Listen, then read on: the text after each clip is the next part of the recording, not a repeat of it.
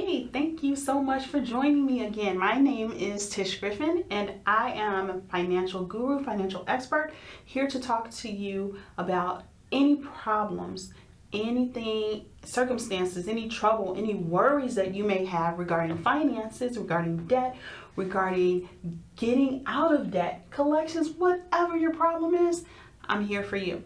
So, I have the pleasure of letting you know that there are counselors standing by at Family Credit waiting to talk with you, to help you through all of your issues, your problems. If you need someone to talk to and you don't know where to go, this is the best resource out there. There are counselors that can help you through your debt, through looking at your credit report, knowing when to look at a credit report, dealing with collections, dealing with creditors and credit cards. So many options out there.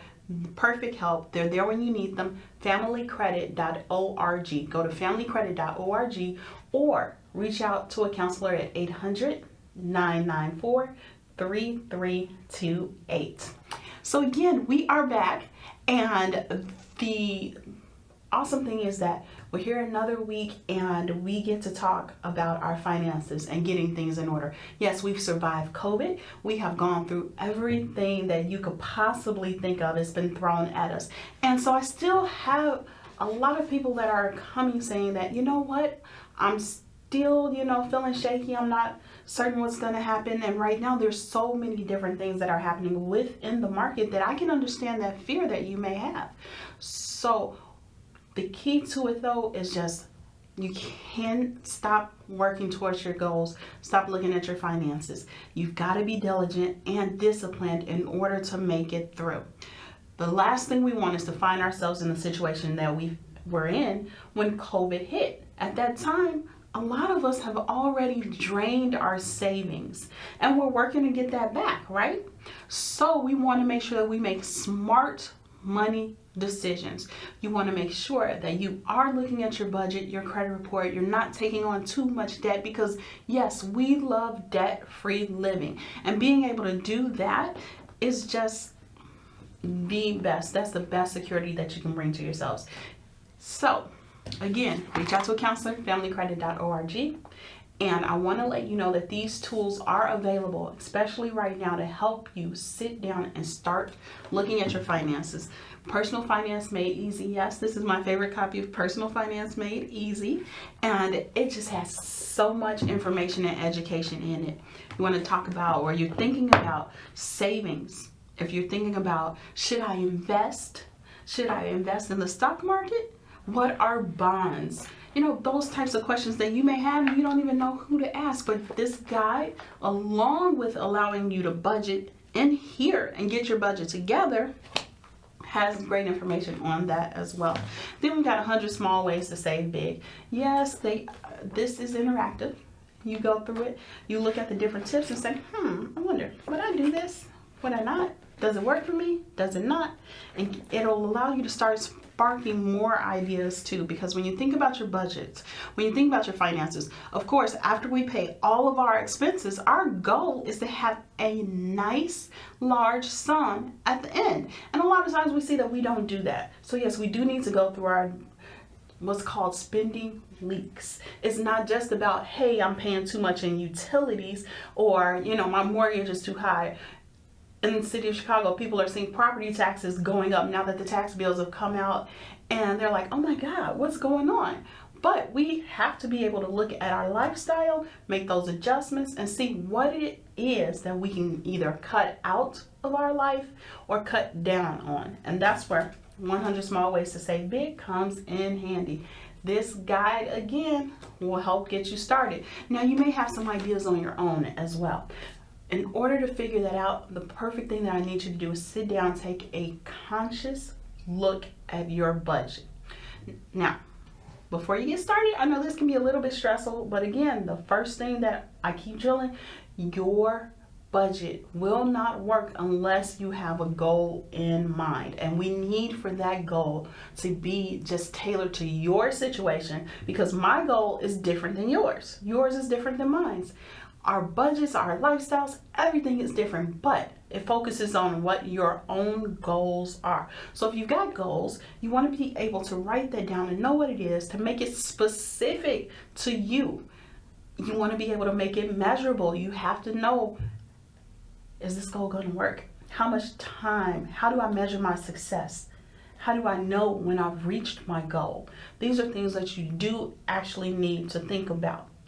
You need to make sure that they're attainable. Yes, you want to make sure that you can get to the end. You can reach that goal looking at your budget and your finances. You want to make sure that they are realistic. Your goals do need to be realistic. So you can't just say, I want to start making $1 million, knowing that you really aren't bringing in that much. You want to make it realistic, and you want to put a time measurement on it. Say, hey, how much time am I giving myself? These are all important tips, the basis of budgeting. Again, you need that goal, and the goal needs to be able to be measured. You have to know when you make it to the end. So what I mean by that, I don't want you saying, well, my goal is to get out of debt. What does that mean? I need you to dig a little bit deeper and figure out, okay, I do want to get out of debt. How much debt do I have? You can say, I have all of my credit cards. That can be considered all in your debt. You can add in all of your student loans. The perfect place to figure that out and figure out what kind of debt you actually have is by going to your credit report. You can pull your credit report, and you can get a free copy of your credit report from annualcreditreport.com. Yes, you can get that credit report from annualcreditreport.com. You are able to get 3 bureaus per year, one from each bureau, one from TransUnion, one from Equifax, one from Experian. You do need to, again, to log in, make your login that you can remember, log in, grab that report, and now you can say, okay, this is my debt, it's broken down. Again, if you do not know how to go over your credit report, you can contact Family Credit at 800-994-3328 and go over your credit report. They will go over your credit report with you in a way that you will understand. Counselors are so amazing, and yes, I'm a counselor. So when you go through that, you want guidance. You want someone that's going to help you and do what's best for you. And that's the part you need to remember. This is going to be totally based on you. Your budget is based on you and what's best for you. So you've got your debt, you figured all of that out, you wrote that down, and now you want to say, I wonder how long it's going to help me pay this off. Now again, our goal is to get out of debt.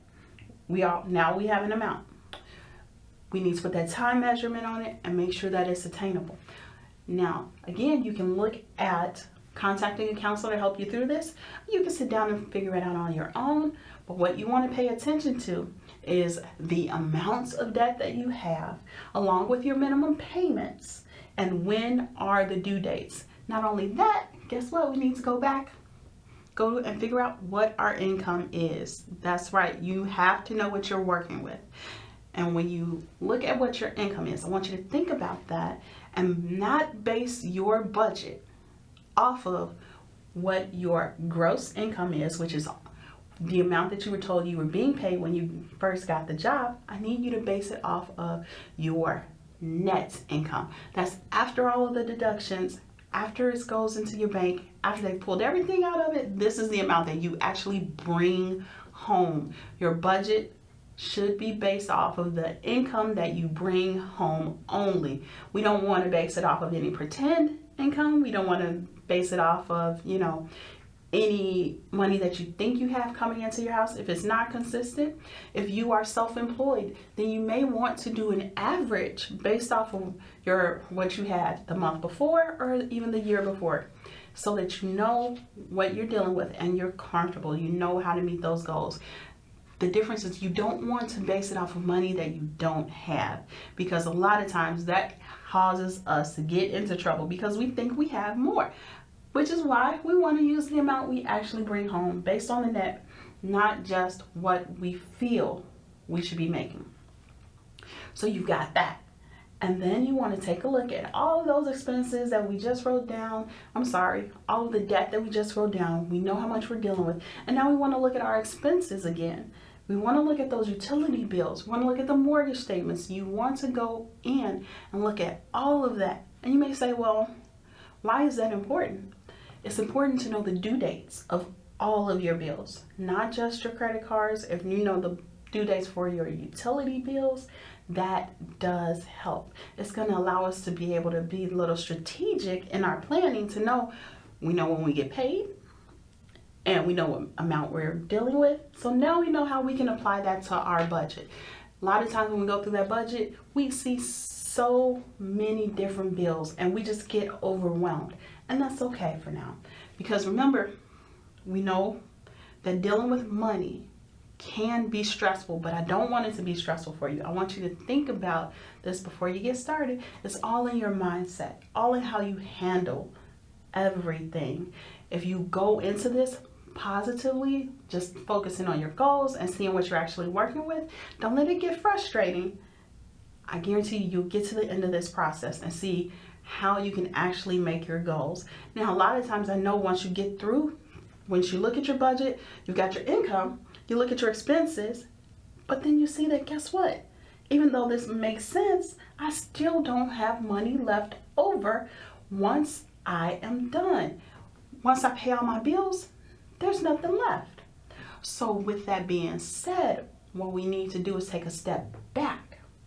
And again, we've got our debts that we pulled off of our credit report. We've got our income that we know. We've got our utilities and our expenses from our bills. Now we need to see, what is it that we are doing to cause this problem? Yes, I need you to look at your actual spending leaks. And we all have them. They may be small, they may be large, but this is just how money tends to get away from us. It could be something so small as just buying a donut in the morning, every morning. But if you think about it, something like that, a donut, maybe $2 to $3 every single day. By the end of that week, if you do that, $3 every day for 5 days, that's $15 that cannot go towards another bill. But a lot of times we don't stop at just that one donut. We have to have more. A lot of times we may find ourselves eating out. So we have to look at the opportunity costs of everything we do. With the opportunity costs, with that being said, is no matter what you do, what path you go down, what option you pick, with the opportunity costs, that just says for everything that you do, something else you're missing out on. And so the opportunity cost of buying that donut, of buying that lunch, is that yes, it may be good for the moment, but it is taking money out of your household, out of your budget, that you probably could have put towards something else. And as we go throughout our budget, it's important for us to remember to be disciplined and think about those things. What are those spending leaks that we can definitely cut out of our budget? And if we can't cut it out, can we cut down on it? So those are things that you want to think about as well. And as we look at our budget, making sure that we've got all the money that we have, we've got everything aligned. So now we've gone through, we've got our goals, we've got our credit reports, the debts, we'll go back through those. And then we've got our utilities, we've got our bills, our expenses. And now we're looking at what our spending habits actually are. Where does that money get away from us on? Is there any way you could have saved any extra? And you may say, no, my money is completely gone. But then also take a look back at your bank account. Take a look back at the receipts that you may have laying around. I want you to even look around your house and think, out of everything you see around you, is there something that you wish you didn't even buy? Something that you felt like you could take back to the store right now. And I know people may look at like different home decor, different vases, fixtures, figurines, and say, why did I waste money on that? Why did I spend $20 on one candle? These are things that we don't think about. That's a spending leak. It may have seemed like a good buy at the time, but did we even use it? Do we even need it? What was its purpose? And so these are things, that's where that discipline comes in, and sometimes you do have to look at yourself and see, what can I change or do differently? Now, so we're looking at the spending leaks. We've cut out what we can. We're looking at how we're going to cut out some of these items, because it is not easy. You can't just say, oh, well, I'm never going to do this again. Because a lot of times when we do that, we're setting ourselves up for failure. We do not want to fail at this. So what you do need to do is figure out what path can you take to make sure that you are not controlled by the spending leaks. So sometimes what you can do is look at talking to your counselor, certified counselor, 800-994-3328, helping you with your debts, your budgeting, all of that. They're there. You can talk to a counselor. You can get an accountability partner, someone that you trust. It could be your spouse, your best friend, someone that you can let know, hey, I'm thinking about spending money. I need your help. I need you to talk me out of it. Or someone that you can even say, I'm going to go over my budget with this person I'm going to go over my spending habits with this person each and every single week. Do I really want to tell them that I spent this amount on something silly or something that could have waited? And with these habits, you begin to change, and you're changing your mindset. You're thinking about your budget, and you think about your finances. And then we can begin to save and tackle that debt that's sitting on the credit report. A couple of different ways to tackle that debt. If you're going through your budget, you're seeing how much you have left over, or what your new budget has created an available income, because now we've cut out our spending leaks or cut them down. So we've got what? Extra few dollars each and every single month. You want to work towards paying down that debt. You can take that money, still make the minimum payments on your credit report. Whatever your creditor statements say, make your minimum payments on that, and then take that amount that you've saved up and put it towards one of your debts. That's going to pay that debt off so much faster. So if you were paying them $20 and now you got $80 from your spending leaks that you can put towards this, guess what? That's $100. You'll be paying off that bill in no time. Then you can take that $100 and put it on the next one. And with that effect, we're calling that the snowball effect of how to get rid of your debt. It is a great process, but you do have to be disciplined, because you've got to take that money and do it each and every single month. If you've got problems with that, or you feel like you cannot do that, you can reach out to a counselor at 800-994-3328 or familycredit.org, and just let them walk you through it, because that really is going to help. After we get our debt paid off, the goal is to have that money. Now you can put it towards investing and savings. Well, savings is going to be the foundation. Again, we're trying to build up that foundation so that we aren't left out in the cold. And so when you've got that, you've gone through your budget, you've gotten the new amount, you've paid down your debt, and honestly, using the snowball effect, it really does work, because you can take just paying the minimum payments on each and every single card, and it'll take you 17 to 30 plus years to pay off some of that debt. Or you can do the snowball method, or have the counselors help you figure out the snowball method. They can help set that up for you, help you figure out all of that out. And then while you're doing that, you're going to pay off that debt within 3 to 5 years. That's the difference. You have any extra that you can put towards it. And also the key is, after you pay off those accounts, don't use them. I do need you to keep them open. I am recommending you keep those accounts open. Don't close it, because you've got that account history there. You want to keep those accounts as open as possible. And when you're doing that, you're strengthening your score, because not only are you paying down your debt, you extending that history positively as well. So that's going to get you out of debt in 3 to 5 years. And it's a great process, as long as you don't go back in and start using those credit cards again. Now you're able to save them for emergencies. If something really does happen, you have them there for emergencies. And you can put limits on yourself. Some people will go so far as to just, destroy the card so that they know that they won't purchase. They keep the accounts open, but now there's no physical card there. Or you can put the cards in a safe deposit box or in a safe, so that you are not using them. And that really does help.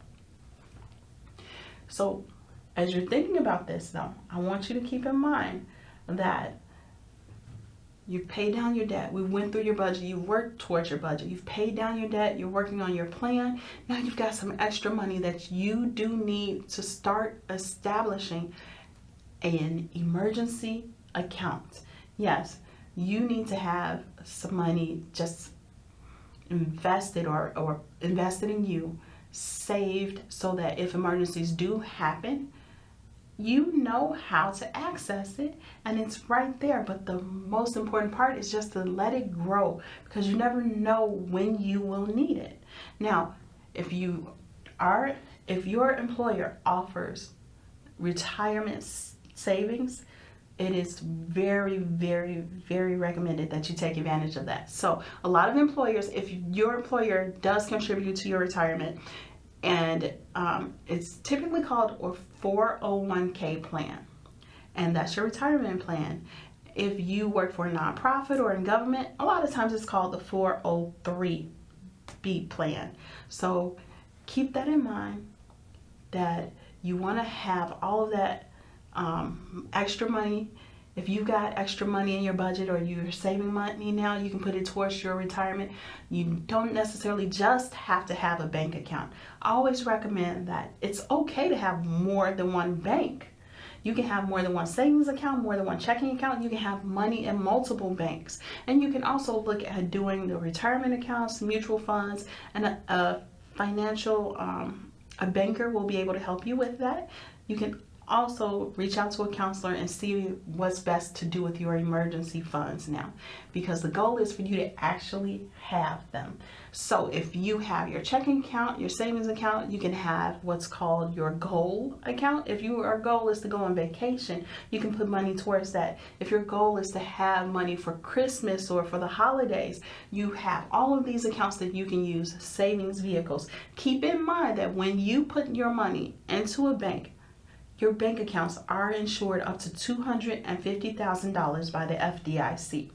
And what that means is if something goes wrong, that no matter what, you will get your money back up to $250,000. And you may say, well, I have more than $250,000.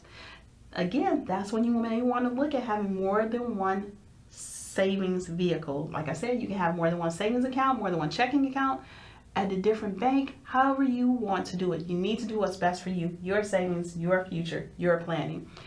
And if you do not have an investment account with your employer, or even if you do, you can also open up another type of investment account called an IRA, or individual retirement account, that you can actually put money into yourself. Anytime you get extra money, it's a good idea to just put it into your savings so that you're strengthening, you're having more money, more capital for you if something were to happen. Now, I've got all this great information. Again, we've gone over budgeting, we've gone over looking at your credit report a little bit. We'll get into that a little bit more next time. Paying down your debt, working through the collections, working through the calls, because there's so many resources that are out there to help you. Reach out to Family Credit, 800-994-3328. or go to their website at familycredit.org. Yes, these guides are available. They're available. They will mail them out to you. How great is that? They will mail them out to you. You can get as many as you need or want. You can create a financial savings club just using these guides right here. You can download them on the website, again, familycredit.org, and reach out to talk to a counselor and get the help you need. They are a great resource. Again, we'll be talking a little bit more about your credit, but keeping your credit strong, building up that credit score as well, and some other tips next time. All right, so I look forward to seeing you again soon. Take care.